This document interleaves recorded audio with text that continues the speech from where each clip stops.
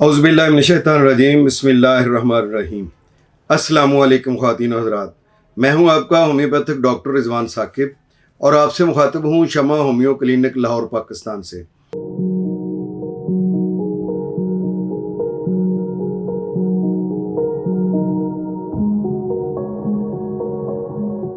आइए आज बात करते हैं एज़मा, जिसको दमा भी कहा जाता है और इसको अस्थमा भी कहा जाता है और आम जो ज़ुबान में दमा या ज़ीक़ुन नफ्स के नाम से भी जाना जाता है। ये फेफड़ों की एक बीमारी है या सांस की तकलीफ़ को कहते हैं।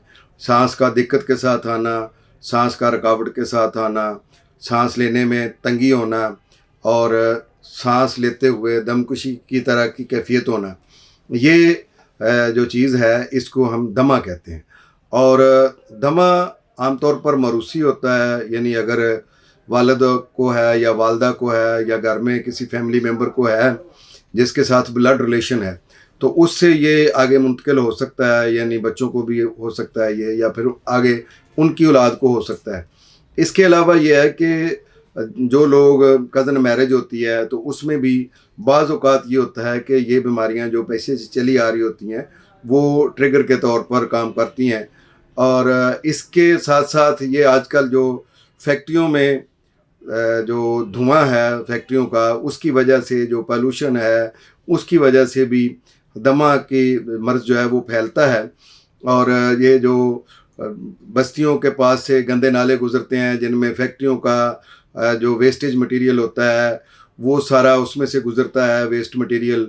और इसके अलावा फिर ये स्मोकिंग, ये भी इसका एक ट्रिगर है कि जो लोग स्मोकिंग करते हैं उनको दमे का मर्ज़ जो है वो अक्सर हो जाता है। और बाज़ पेशेंट ऐसे होते हैं जिनको कोई कार्डियल इश्यूज़ होते हैं तो फिर उनको कार्डियल एज़मा भी हो सकता है। दमा और ब्रोंकल एलर्जी या एलर्जिक ब्रोंकाइटिस, ये दो अलग चीज़ें हैं। एक जो है वो ब्रोंकल एज़मा है और एक एलर्जिक ब्रोंकाइटिस है, यानी फेफड़ों की नालियों की एलर्जी जो है उसको हम एलर्जिक ब्रोंकाइटिस कहते हैं। और वो एक अलग सिम्टम्स होते हैं उसके, और उसकी एक अलग से मेडिसिन होती है। और होम्योपैथी में दमे की अलग से मेडिसिन हैं। अकॉर्डिंग टू सिम्टम्स जब हम मेडिसिन देते हैं तो अल्लाह के फजल से ये दमे का मसला जो है वो कंट्रोल भी हो जाता है और बहुत सारी सूरतों में ये दमा ख़त्म भी हो जाता है। तो इसमें हम बात करते हैं कि दमे के वाले से कौन सी मेडिसिन है। मैंने जिक्र किया है कि कार्डियल एज़मा, जब साथ दिल की तकलीफ़ भी हो और दमा हो तो उसके लिए हमारे पास सबसे अच्छी मेडिसिन कन्वलेरिया है। कन्वलेरिया मदर टिंचर में आमतौर पर यूज़ होती है और इसको पेशेंट को अगर दिन में 3-4 दफ़ा दिया जाए तो ये बड़ी जल्दी कवर करती है इसको। और इसके अलावा जो सांस की नालियों में तंगी, रुकावट और उसके साथ दमा होता है जिसको ब्रोंकल एज़मा भी कहते हैं, तो उसके लिए स्पाइडोस्पर्मा हमारे पास बहुत अच्छी मेडिसिन है। स्पाइडोस्पर्मा के ज़रिए से हम मदर टिंचर वो की सूरत में इसको इस्तेमाल करवाते हैं तो बहुत सारे केसेस ऐसे हैं जो इससे ठीक हो जाते हैं। और इसके साथ साथ एक मेडिसिन है ब्लाटा।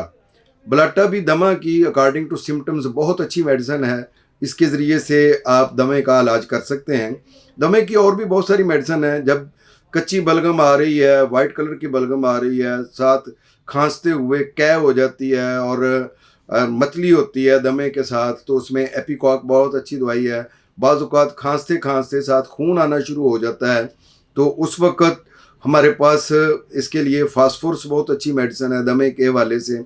और मैं तो दमे का इलाज करने के लिए सबसे पहले तो कोशिश ये करता हूँ कि उसको कोई भी मेज़मेटिक मेडिसिन दी जाए जो उसकी अलामत के मुताबिक है। मसलन ट्यूबरकुलोनियम से भी इलाज किया जा सकता है, आगाज़ किया जा सकता है अगर सिम्टम्स इसके हैं, या बेसिलिनियम की एक डोज़ जो है हफ्ते बाद दी जा सकती है। साथ जो हमारी कॉन्स्टिट्यूशनल रेमेडी है वो दी जाए, जो उसकी अलामत के मुताबिक मेडिसिन बन रही है वो उसके साथ दी जा सकती है।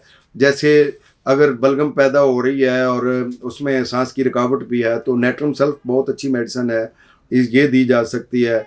बाज़ औक़ात कोई स्मोकिंग की वजह से और केमिकल खाने की वजह से, अल्कोहल की वजह से दमा हो जाता है तो उसमें नक्स वमिका बहुत अच्छा काम करती है।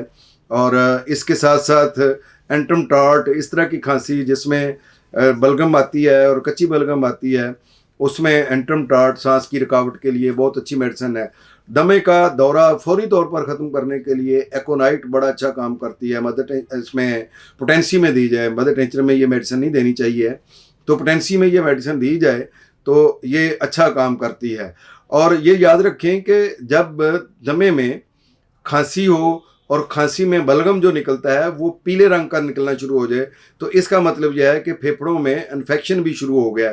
तो फेफड़ों के इन्फेक्शन के लिए भी इसके साथ मेडिसिन देनी ज़रूरी होती है, ताकि फेफड़ों के अंदर जो इन्फेक्शन है वो भी ख़त्म किया जा सके। तो उसके लिए एकिनेशिया बहुत अच्छी मेडिसिन है, फेगोनिया बहुत अच्छी मेडिसिन है जो फेफड़ों के इन्फेक्शन को बड़ा अच्छा तरीके से कवर करती है।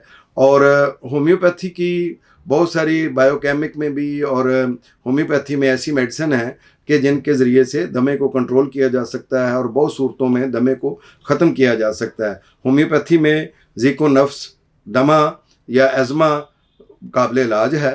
आप इसको ज़रूर आजमाएं। बहुत शुक्रिया। अल्लाह हाफिज़। अस्सलामु अलैकुम।